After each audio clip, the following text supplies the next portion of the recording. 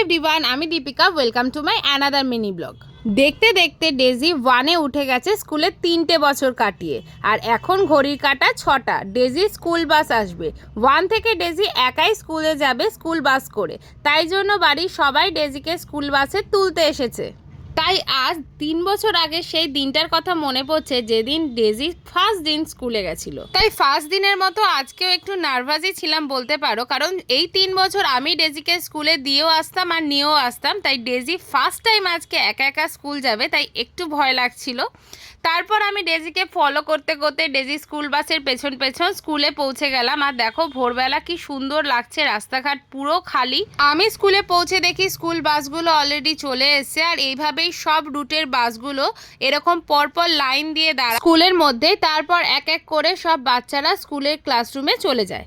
তারপর আমি ওখান থেকে চলে গেছিলাম মন্দিরে। আজকের দিনটা যেহেতু খুবই স্পেশাল আমার জন্য, তাই একটু ঠাকুরকে নমস্কার করতে চলে এলাম। আর এখানে দেখো আমার বন্ধুরা এসে অলরেডি ওয়েট করছে।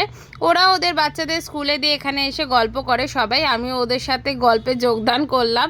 আর এখানে সময়টা যে কিভাবে কেটে যায় এত তাড়াতাড়ি গল্প করতে করতে বোঝাই যায় না। ডেজি স্কুল ছুটি হয় এখন 11টা। আমার বন্ধুদের সাথে কিছুক্ষণ আড্ডা মারার পর চলে গেলাম সবাই ব্রেকফাস্ট করতে। ব্রেকফাস্টে খেয়েছিলাম ঘুগনি আর ডিম টোস্ট, যেটা খেতে খুবই ভালো ছিল।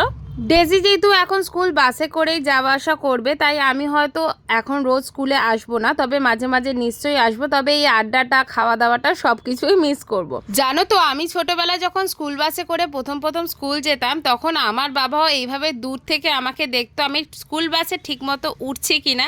তাই বাবার মুখে এসব কথা শুনেছি, আর আমার আজকের দিনটার কথা ভেবে এটাই মনে হচ্ছে যে আবার সেই আমার ছোটোবেলার মতো আমিও ডেজিকে দূর থেকে ফলো করছি যে ডেজি ঠিকমতো স্কুল বাসে উঠছে কিনা।